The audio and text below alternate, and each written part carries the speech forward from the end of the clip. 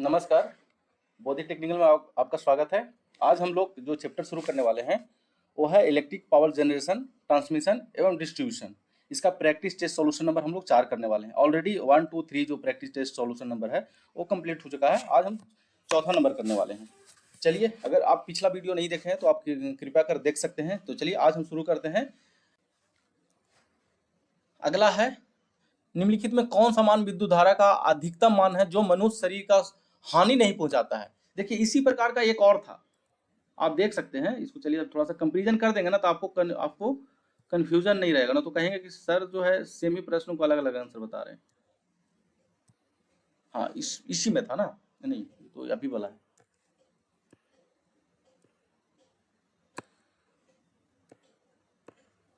नहीं मिल रहा है, चलिए नेक्स्ट टाइम देखेंगे। निम्नलिखित में कौन सा मान विद्युत धारा का अधिकतम मान है जो मनुष्य शरीर को क्षति नहीं पहुंचाता है। मतलब ये वह मान है जो अगर कोई मनुष्य जो टच करता है और उसके शरीर से करंट का फ्लो होता है तो मनुष्य को क्षति नहीं होगा। तो इसका जो मान है ना, इसका है 9 मिली एम्पियर। 9 मिली एम्पियर अगर मनुष्य के शरीर से करंट का फ्लो होता है तो वो क्षति नहीं पहुंचाएगा, नुकसान नहीं करेगा। ये आपको याद कर लीजिए, बहुत बार कंपटीशन में पूछा जाता है कि मनुष्य शरीर का जो क्षति नहीं पहुंचाने वाला जो धारा का मान होता है वो कितना होता है, तो वो होता है 9 मिली एम्पियर। ठीक है, इसका जो 14 का आंसर है, 14 का आंसर है बी। चलिए 15 नंबर, किसी मीटर द्वारा उपभोक्ता द्वारा व्यय ऊर्जा की गणना की जाती है। देखिए ये आंसर था वहां पे। ठीक है, इसका जो होता है किलोवाट आवर होता है। कितना होता है? किलोवाट आवर होता है। मतलब उपभोक्ता का द्वारा व्यय ऊर्जा की गणना जो किया जाता है किलोवाट आवर में किया जाता है, लेकिन जो लोड होता है ना, जो उपभोक्ता का लोड होता है किलोवाट में होता है। लोड होता है किसमें? किलोवाट में। और जो व्यय का जो गणना होता है ना, किलोवाट आवर में होता है। ध्यान रखिएगा। ठीक है, चलिए अब हम इसको थोड़ा सा इसको डिटेल में, ऑप्शन को डिटेल में चलते हैं। इसका तो आंसर सी हो गया। अब ओम मीटर से क्या मेजरमेंट किया जाता है? रेजिस्टेंस मेजरमेंट किया जाता है। रेजिस्टेंस मेजरमेंट किया जाता है, आप इसको नोट कर लीजिए। ठीक है, वाट मीटर से क्या मेजरमेंट किया जाता है? विद्युत शक्ति मेजरमेंट किया जाता है। विद्युत शक्ति, इससे आप समझ गए क्या मेजरमेंट किया जाता है। ए मीटर से विद्युत धारा मेजर किया जाता है। विद्युत धारा मेजर किया जाता है। ठीक है, आप नोट कर लीजिए। ओम मीटर से रेजिस्टेंस का मेजर किया जाता है, वाट मीटर से विद्युत शक्ति मेजर किया जाता है, और ए मीटर से जो विद्युत धारा का मान मेजर किया जाता है। ठीक है, चलिए नेक्स्ट है 16 नंबर, विद्युत वितरण की 5 तार, विद्युत वितरण की 5 तार 400 वोल्ट लाइन में लघु पथ होने पर कारण हो सकता है। मतलब अगर 5 वायर जा रहा है, 1 2 3 4 5, तो ये तो होगा आर वाई बी होगा। ठीक है, एक न्यूट्रल भी होगा और एक अर्थ भी होगा। अर्थ बेसिकली नीचे होता है, न्यूट्रल ऊपर होता है, हो सकता है। ठीक है, न्यूट्रल होगा। अब ये बोल रहा है कि अगर लघु पथ हो गया, मतलब शॉर्ट सर्किट हो गया, एक तार जो है एक दूसरे से सट गया, तो क्या हो सकता है, क्या रीजन हो सकता है? तो बोल रहा न्यूट्रल तार भू संयोजित से संपर्क हो जाना। ये गलत है। न्यूट्रल को अगर इससे संपर्क भी कर देंगे ना तो कोई दिक्कत नहीं है। न्यूट्रल को अगर शॉर्ट सर्किट कर देते हैं किसके साथ में? अर्थ के साथ में, तो कोई नुकसान नहीं होगा। क्यों? क्योंकि हम अभी थोड़ा देर पहले बात कर रहे थे कि जो हमारा जो स्टार जो होता है, इसका जो न्यूट्रल पॉइंट होता है, इसको जो ट्रांसफार्मर जहां पे होता है वहां पे ऑलरेडी अर्थ किया हुआ रहता है। तो ये तो ऑलरेडी अर्थ है, तो इससे कोई नुकसान नहीं होने वाला है। ये हो सकता है फेज तथा न्यूट्रल तारों के मध्य किसी जीव का फंस जाना। ये हो सकता है, ये हो सकता है। नेक्स्ट देखते हैं, तार फेज तार पर जंग लग जाना। ये कोई कारण नहीं है। जंग लग जाएगा तो शॉर्ट सर्किट थोड़ी हो जाएगा, ये तो आप भी जान रहे हैं। भू संयोजन तार खुला पथ हो जाना, माने भू संयोजन तार है जो अर्थ वाला है, ये ओपन हो गया, तो ओपन होने से शॉर्ट सर्किट थोड़ी हो जाएगा। इसका जो आंसर है ना, आंसर होगा बी। फेज फेज न्यूट्रल तारों के मध्य जीव फंस जाना। मान लीजिए आर है और ये है, इसके बीच में कोई जीव फंस गया। जीव का नहीं होता, जैसे कौवा है, कोई पक्षी है, कुछ ऐसा चीज है जो उड़ करके बैठ गया इस पे, वो फंस गया है, तो क्या हो जाएगा? लघुपथ हो जाएगा, शॉर्ट सर्किट हो जाएगा। ठीक है, इसका जो आंसर है 16 का है बी। अब आगे हम देखेंगे 17 नंबर, सिस्टम के पावर फैक्टर को सुधार होने पर जनरेटिंग स्टेशन डिलीवरी किए गए किलोवाट क्या होते हैं? अगर मान लीजिए कोई सिस्टम है, पावर फैक्टर क्या होता है ऐसे समझिएगा, लीडिंग, यूनिटी और लैगिंग। तीन ही प्रकार का तो पावर फैक्टर होता है ना, ठीक है। ये यूनिटी मतलब एक। अगर ज्यादा लीडिंग की ओर जा रहे हैं तो भी हमारा जो लोड जो है, जो हमारा जनरेटिंग स्टेशन है उसका लोड जो होगा ना कम होगा, कमते जाएगा। या ज्यादा लैगिंग की ओर भी जा रहे हैं तो जो जनरेटिंग स्टेशन होगा उसका जो पावर होगा ना, जो किलोवाट जो होगा वो कमते जाएगा, ठीक है। ये ध्यान रखिएगा, लीडिंग की ओर भी जाएंगे तो हमारा जनरेटिंग स्टेशन का किलोवाट जो पावर है वो कमते जाएगा, और लैगिंग की ओर भी जाएंगे, नीचे की ओर जाएंगे तो हमारा जो किलोवाट जो पावर है वो कमते जाएगा। सबसे ज्यादा कहां पे होगा? यूनिटी पे होगा, kilowatt power, unity power factor पे। तो चलिए अब हम देखते हैं फिर से प्रश्न को। सिस्टम के पावर फैक्टर में सुधार होने से जनरेटिंग पावर स्टेशन का किलोवाट क्या होगा? सुधार की बात कर रहा है। मान लीजिए हम इस पॉइंट पे हैं, सुधार कहने का मतलब क्या, यूनिटी पे आना है हमको। हम मान लीजिए इस पॉइंट पे है, इधर से इधर आ रहे हैं तो हमारा पावर क्या होगा? पावर बढ़ेगा। या हम मान लीजिए यहाँ पे है, यहाँ से हम इधर जा रहे हैं, इधर की ओर जा रहे हैं, पावर फैक्टर अच्छा होने का मतलब क्या, यूनिटी पर होना है। जब इधर पे जा रहे हैं तो हमारा लोड क्या होगा, सॉरी किलोवाट जो डिलीवरी पावर जो होगा वो बढ़ेगा, ठीक है। तो इसका जो आंसर होगा बी। हमारा डिलीवरी पावर जो है ना, किलोवाट जो है ना बढ़ेगा। अगर हम किसी भी पावर फैक्टर में सुधार की बात करते हैं, मतलब हमें समझते हैं कि जनरेटिंग पावर स्टेशन का किलोवाट पावर जो है वो बढ़ रहा है, ठीक है। नेक्स्ट है, सब बिटुमिनस कोयला लिग्नाइट कोयले की अपेक्षा कठोर होता है। ये आप याद कर लीजिए, इसमें कोई लॉजिक नहीं है।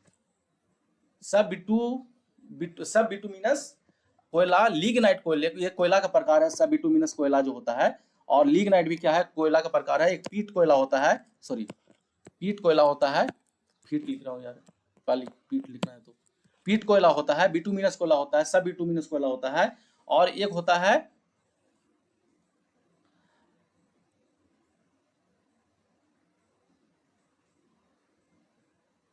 चार प्रकार का होता है ये, देखिए ऐसे, एक पीट हो गया,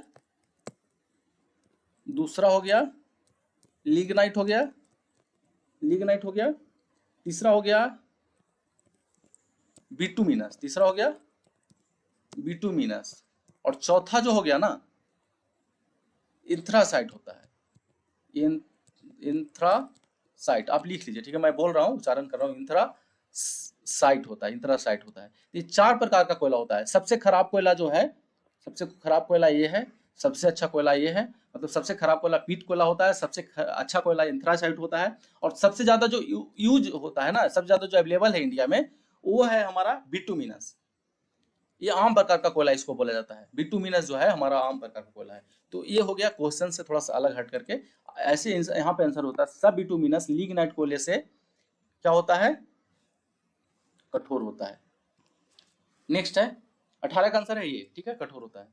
अब नेक्स्ट है 19 नंबर, ऐसे डिवाइस जो पावर फैक्टर सुधारने के काम आते हैं।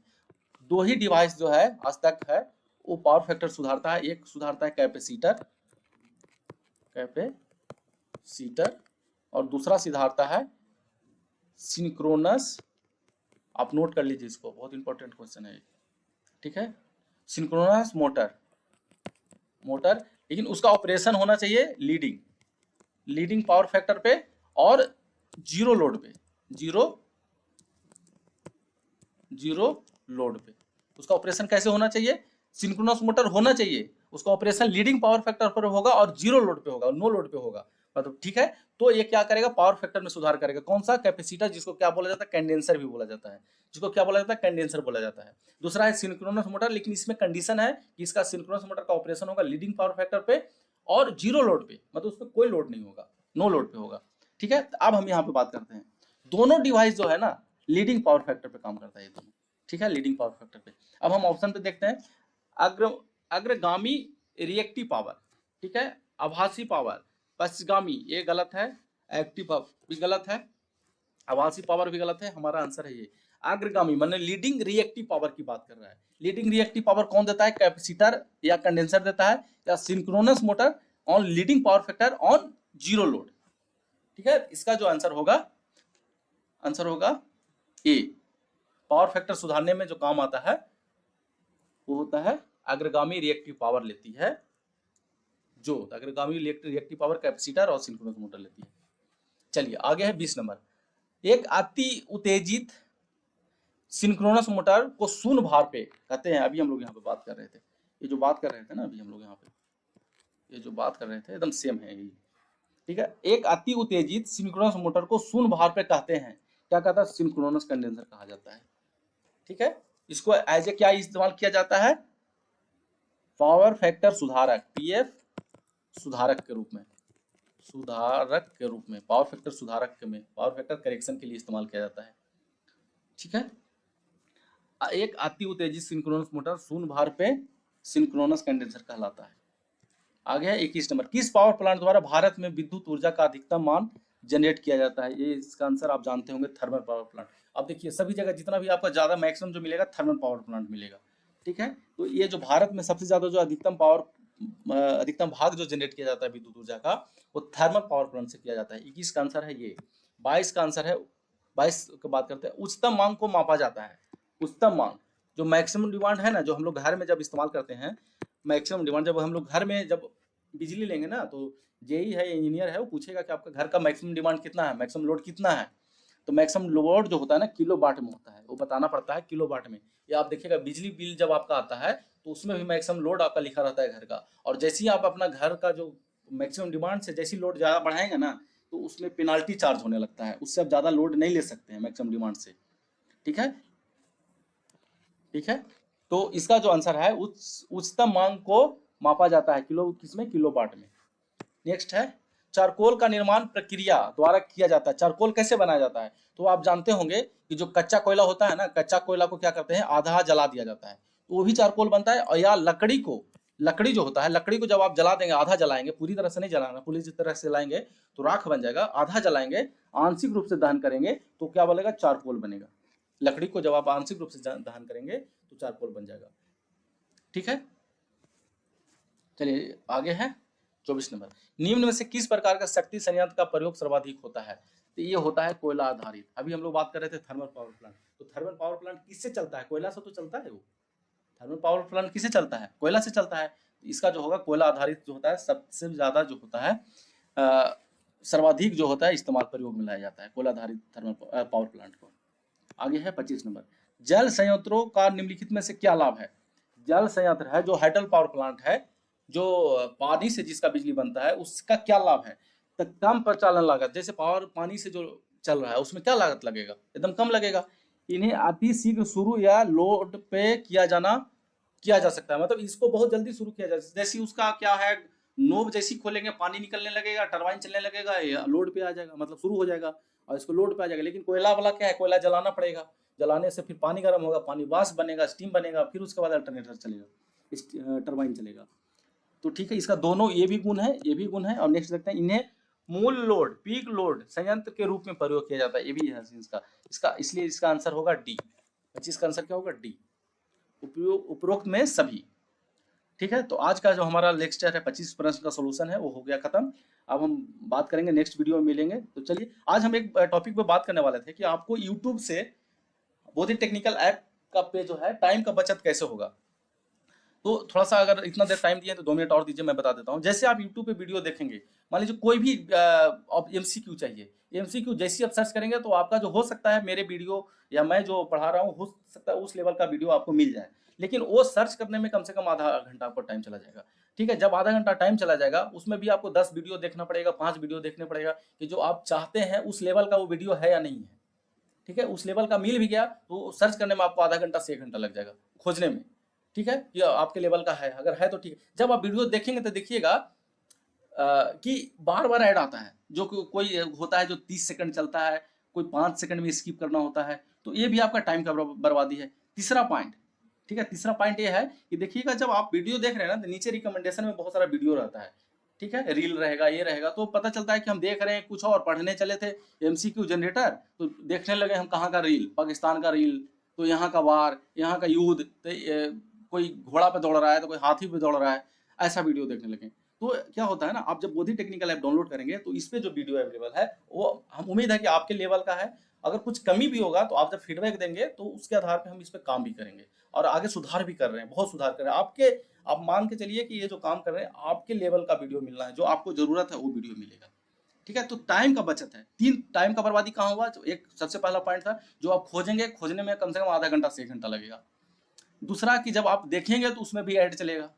तीसरा कि जब आप देख रहे हैं तो रिकमेंडेशन का वीडियो जो आएगा ना, उससे आप बहुत डिस्ट्रैक्ट होंगे। मैं देखता हूँ कि कोई, मैं मोबाइल जब उठाता हूँ तो मैं देखता हूँ कि मुझे करना कुछ और है, 1 घंटा बाद याद आया कि अरे साला मुझे तो करना कुछ और था, अब कर कुछ और रहे हैं। फिर जब मैं रिटर्न आता हूँ तो फिर मेरा 1 घंटा बर्बाद हो चुका होता है। ठीक है, तो ये 3 प्रकार से आपका टाइम का बचत है। ठीक है, तो चलिए आज हम वीडियो को यहीं समाप्त करते हैं। थैंक यू, मिलते हैं नेक्स्ट वीडियो में। Thank you.